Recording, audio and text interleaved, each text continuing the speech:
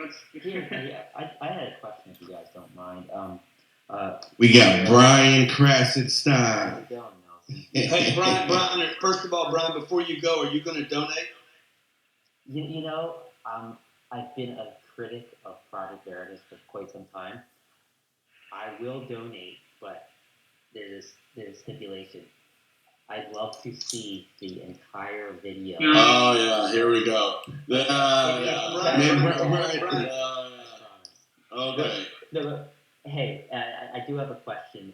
But Brian, let me ask you, Brian, will you donate just for the reason that you don't want censorship? I am against. That's the reason I'm donating, Brian. That's the reason I'm donating. Jonathan's a man. I love Jonathan. This is James. I still want to go into something, but I have to time in on the editing thing. What journalist in the history of America has released their full raw reporter's notebooks to accompanying their Pulitzer Prize winning reports? Can you name one? No, so I agree.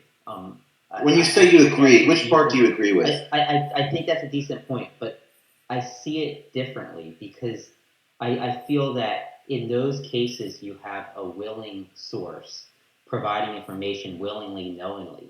Whereas in this case, you have a source that doesn't know that he's providing information. So it's important that you have the context in which the information is given. So how do you know that the sources that give the information to the New York Times are willing? How do you know that if you can't see their faces? So if they weren't willing, they would come out publicly and say they weren't willing. How do you know that they're legitimate sources? Legitimate as in, is it an actual source or did the New York Times? When the source says person familiar with the matter, why do you trust them as relaying you the information if you can't see the person's face, you know their name, you know nothing of the source, and you're asked to trust them by virtue of their decree that they ought to be trusted because of the mainstream media, when in this case, for example, Newsweek and these other groups, Forbes, are acting like kindergartners and saying they can't find any evidence that this guy works for Pfizer when you know he works for Pfizer. So when the media relays you information on background or gives you information from a source, then they say, well, believe us because we're just telling you because we know it to be true. No, isn't that the editing? I think that brings up just whether the public trusts the news. Right, but this started out, Brian, because you said, show us the full tapes, or show us the full anything. And I retorted by saying, no journalist ever actually shows you raw anything. In fact, they don't even give you any documents. The New York Times broke a story on Trump's tax returns where they didn't even show you a single document. They just asked you to believe them by virtue of the fact that they're the New York Times. So I guess my question for you is, doesn't Project Veritas present the purest, most comprehensive? We give you more information than anybody else does by virtue of the fact that we don't ask you to trust us. We show you the guy's lips moving. So aren't we giving you more than anybody else does? I'm not disputing that. But I'm disputing the context in which the information was handed over. So when he is giving that information, what were the conversations like prior to him giving that information? For instance, let me just give an example, and maybe you can tell me, does anything like this happen at Project Veritas? So say, for instance, this man, Jordan, met with his date, and before you guys filmed it, the date was, they were chatting, and the date was saying things like, I think it's so crazy how drug companies mutate viruses. I think it's kind of cool. And then it's conditioning him to perhaps try and build himself up. He really likes this person. He wants to show off and brag. Maybe it contributes to some of the comments he said and makes him exaggerate. So like all I'm saying is like why use that as why say stuff about the New York Times? Brian, excuse me, but can I just finish really fast? Yeah, but I mean, bro, you're just taking the whole thing down one little aisle here, and the reality is, to me, if he's the director of Pfizer, and now he's not a director of Pfizer, supposedly we can't find him anywhere. The issue here for me is silencing and banning and quieting voices that are interested and curious about the truth. And if a director of Pfizer at any level is willing to lie to a date about COVID, it tells me there's incompetence at Pfizer, who has just rolled out the biggest. Well, Brian is making a different point, which I've heard for many years. And the point, and let me try to paraphrase the argument. We need to see the full raw tapes to know that there's no missing context that you're omitting, James O'Keefe. But the problem with that logic, and I've done that before, is it doesn't actually satisfy you. Because when I release the full raw tapes, you go, but what about the full raw tape? Like, how do I know that, you just said it, Brian, how do I know that something else wasn't said before you started turning the camera on that you're not showing us? And then it taken to its logical extreme is, why don't you just show us your hard drives? And then taken to its logical extreme, well, I'm from the FBI and I'm going to point a gun at your head and I need to see your hard drives. So it's a logical fallacy to say, I need to see the full raw tape. No, nothing I will ever do will ever satisfy 100% of people. And one of the great ironies of my life is that the people who are against conspiracy theories suddenly become conspiracy theorists when you show them evidence they don't like. I mean, let's be real. If I release the full raw tape, it wouldn't satisfy my critics. What are they going to say? James, I love you, man. Now you've proven me wrong. I love you guys. You've proven me wrong. No. They're never going to say that. They're going to say the tape. And then you begin to realize that journalism, we can't release everything. We have to blur faces, for example. We blurred faces in the restaurant. I'm not going to release raw information. I'm not going to release a raw tape of unblurred pizza workers that they become unnecessary collateral damage. And the story I did in NPR 11 years ago, I had to blur a section of the tape because the NPR executive named the reporter in Libya. If I publish that, the Libya reporter gets killed. And I was attacked by the mainstream media for redacting a portion of that tape. So they put me in a lose-lose situation. If I release the full raw anything, it can hurt people. But then they wonder why I don't release the full raw tape. And the bottom line is Veritas is the most transparent news organization in American history. Why? Because you can see the people's lips moving.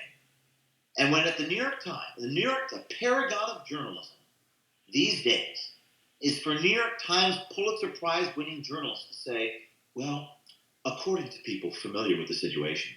Imagine if I said, according to people familiar with the situation, none of you would believe me. Okay? Bruce, Brian, that's the reality.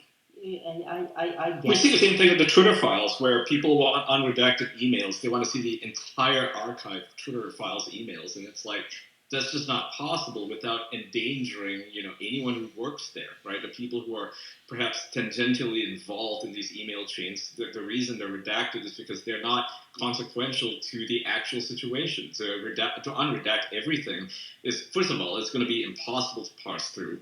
Right, you create a WikiLeaks-style situation where people's lives are actually endangered by this. So Brian, let me ask you real quick, and I know I mentioned this in this space the other day, but you weren't here, and I think it's a good point. If you're Project Veritas, are you going to release raw footage and give up all of your investigatory tactics to make sure that you can never do an investigation like this again? Because that doesn't sound like a good way to do this. I mean, we don't want this to be the last time that Project Veritas is able to expose, Well, I wouldn't say tactics. I would just say the video from the start of the date to the end of the date. I don't think that's too much to ask. I think that when you cut, you're gonna. I'm not saying that. But do you think that the logistical requirements of like blurring out faces for 8 hours? Don't you think that's going to be impossible for them to do? Listen, it's going to be such a nightmare. No, I also think James hit it on the head that no matter what Brian or his squad or Jonathan would get, it would never satisfy their need. They would split hairs and keep going down rabbit holes, compromising our opportunity to have this information. So I think that's exactly James right. I've done it before. I'll say it again because it's the most important point. Do you all think there's 5,000 people? I think here that if I released the full raw video, that would satisfy any of my critics? Do you think? Oh, you got us. Absolutely. You're right.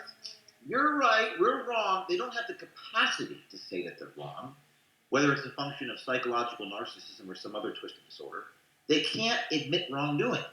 They put out these bizarre fact check articles. Read the Newsweek one. It's the most bizarre thing you've ever seen. Forbes writers are saying, I can't find evidence of this man's presence on Google. It's bizarre. With someone with such a flawed logic, they're not even rational. That there's no need for me to try to satiate them by releasing raw footage. And Brian, I would recommend that you direct your ire at the New York Times and the Washington Post, who give you no evidence of anything. They don't give you any documents. They don't show you any first-hand verifying information of what they're saying. They put out these carefully worded articles that omit all the context and show you no source information. And I think that journalists do need to be more transparent. And I think that they abuse anonymous sources. And anonymous sources are something to be used very sparingly. They should be used a minority of the time. But in modern journalism, it's 90% of what we see is anonymously sourced. And given the track record of our media organizations right now, we have no reason to trust them. I don't disagree, but I don't think that you should use that as a reason why you shouldn't be better than that. And James, by the way, I went to Rutgers. I think we probably passed each other in 2004. I didn't eat the Lucky Charms either. But Brian, I am better than that because I show you the people's lips moving. So I am better than that. Wouldn't you agree? Yeah, I just want to know the context behind it all. Yeah, Brian, I want to know if you're going to donate. I want to know. I want to know if you're going to donate. How much are you going to donate to Project Veritas, Brian? It's fully tax deductible. Let me see the video. Show the whole video. No, okay. Okay, I'm done with it. Brian, come on, man. No. That's crazy. Are you vaccinated, Brian? I triple Do you boost. subscribe, Brian? Do you subscribe to any media? Do you pay money for New York Times, Washington Post, CNN? I don't. Okay, so you don't spend a single dollar on any news organization currently. I pay Twitter $8 a month. Yes. Okay, hey, let's move on from that. That's not my goal. My goal here is to find people in this audience that are tired of being suppressed and held down.